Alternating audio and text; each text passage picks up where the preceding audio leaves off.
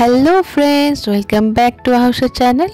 আজকে আমি তোমাদেরকে বানিয়ে দেখাবো একটি খুবই নরম তুলতুলে তালের কেকের রেসিপি। এই তাল দিয়ে এখন অনেক রকমের রেসিপি বানানো হয়, তো আজকে আমি এই কেকের রেসিপিটি বানাচ্ছি। খুব ঝটপট এবং খুবই মজাদার হবে খেতে। তোমরা অবশ্যই কিন্তু বাড়িতে একবার ট্রাই করে দেখবে, তোমাদেরও কিন্তু খুবই ভালো লাগবে। দেখতেই পাচ্ছ এখানে কত সুন্দর হয়েছে, একদম পারফেক্ট একটা রেসিপি। চলো তাহলে আজকের এই রেসিপিটি দেখে নেওয়া যাক। সবার প্রথমে আমি এখানে নিয়ে নিয়েছি হাফ কাপের থেকে একটু বেশি করে চিনি। এই চিনিটাকে আমি এখন এখানে মিক্সচারে ব্লেন্ড করে নিয়েছি। আর আমি এখানে নিয়ে নিচ্ছি ময়দা, 2 কাপের মতো আমি এখানে ময়দা নিয়েছি। আর এখানে আমি দিয়ে দিচ্ছি চিনির গুঁড়োটা। আর আমি এর মধ্যে দিচ্ছি 1 টিস্পুনের মতো বেকিং পাউডার। আর দিয়ে দিচ্ছি এলাচ, আর এলাচটাকে গুঁড়ো করে আমি এখানে মিক্স করে দিয়েছি। যেহেতু আমি এটা তালের কেক বানাচ্ছি, সেই জন্য আমি এখানে কোনো ভ্যানিলা এসেন্স দিচ্ছি না। তালের ফ্লেভারটা থাকবে, তার সাথে এলাচের ফ্লেভারটা খুবই ভালো লাগে খেতে। এখন আমি সমস্ত ড্রাই ইনগ্রিডিয়েন্টগুলোকে একটু ভালোভাবে মিশিয়ে নিলাম। আর আমি এর মধ্যে দিয়ে দিচ্ছি 1 কাপের মতো তালের পেস্ট। এই তালের পিউরিটা এর সাথে মিক্সড করে দিচ্ছি।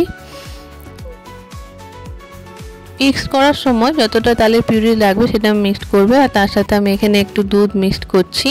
তালের পিউরিটা খুবই গাঢ় আছে, সেই জন্য আমি একটু দুধটা মিক্সড করে নিচ্ছি, তাহলে ব্যাটারটা খুব ভালোভাবে সেট হবে। এখন আমার ভালোভাবে এটা মাখানো হয়ে গিয়েছে, দেখতেই পাচ্ছ কীরকম কনসিস্টেন্সি রেখেছি আমি এটা।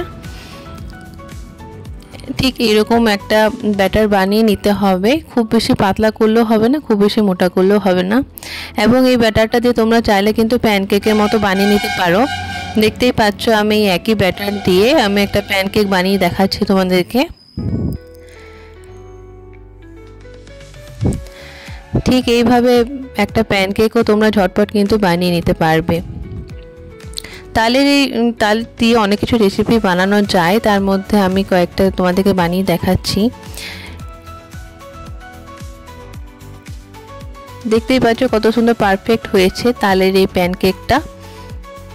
বাচ্চাদেরকে কিন্তু অবশ্যই ভালো লাগবে, তোমরা কিন্তু অবশ্যই একবার দেখবে বাচ্চাদেরকে দিয়ে।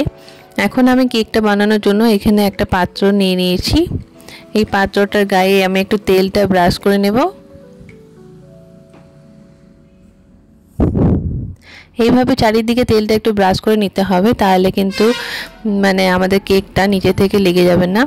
এখন আমি এখানে একটা বাটার পেপার দিয়ে আরেকবার তেলটা ব্রাশ করে দিচ্ছি, তাহলে কেকটা যখন হয়ে যাবে তখন খুব সহজে কিন্তু এটা উঠে আসবে। এখন আমি ব্যাটারটা দিয়ে দিচ্ছি এর মধ্যে। দেখতেই পাচ্ছ কতটা গাঢ় হয়েছে। এখন এটা একটু ভালোভাবে ঝাঁকিয়ে নিতে হবে, যাতে এর মধ্যে বাবলসটা না থাকে, বাবলসটা উপরে বেরিয়ে আসবে। এখন আমি এখানে একটা প্রেসার কুকার গরম করে তার মধ্যে এটা দিয়ে দিব। প্রেসার কুকারটা আগে থেকে আমি প্রিহিট করে রেখেছিলাম, সেটা এখন আমি লাগিয়ে দিচ্ছি। আর এদিকে আমি একটু ড্রাই ফ্রুটস রেখেছিলাম, এর মধ্যে একটু ময়দা মাখিয়ে এটাকে একটু যাতে এটা নিচে তলাতে না চলে যায়, সেই জন্য একটু ময়দা মাখিয়ে নিচ্ছি এবং এটাকে এর উপরে ছড়িয়ে দেব।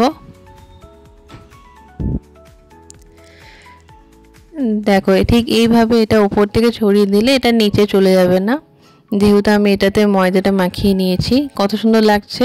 ঠিক এইভাবে একটু সাজিয়ে নিলাম। ডেকোরেশনটা তোমরা নিজেদের মতো করে নেবে। তোমরা চাইলে এর মধ্যে আরও কিছু ড্রাই ফ্রুটস অ্যাড করতে পারো। এখন আমি এটাকে উপর থেকে লাগিয়ে দিচ্ছি, প্রেসারের ওপরে ছিপিটাকে বাদ দিয়ে। এখন আমি আধ ঘন্টা পর এটা চেক করছি, এটা এখনও হয়নি, সেই জন্য আমি ভাবলাম আরও 10 মিনিট এটাকে রেখে দিলে বেটার হবে। 10 মিনিট পর এটা ঠান্ডা করতে আমি রেখেছিলাম। তো এখন আমার কেকটা পুরোপুরি রেডি হয়ে গিয়েছে। দেখতেই পাচ্ছ কতটা ফ্লফি হয়েছে এবং একদম পারফেক্টভাবে এটা কুক হয়ে গিয়েছে। এবার কিছুক্ষণ ঠান্ডা করে নেওয়ার পর আমি এটাকে একটা চামচের সাহায্যে এইভাবে চারিদিক থেকে ছাড়িয়ে নিয়েছি এবং ওপরে যে বাটার পেপারটা আছে সেটা আমি এইভাবে ছাড়িয়ে নেব। দেখো কেকটা কত সুন্দর পারফেক্টভাবে কুক হয়েছে, একদম বাটার পেপারটা কত সহজেই উঠে আসছে। খুবই সহজ এবং ঘরোয়াভাবে কিন্তু তোমরা এই কেকটা বানিয়ে নেবে এবং বাচ্চাদেরও দেখবে খুবই ভালো লাগবে এই কেকটা খেতে।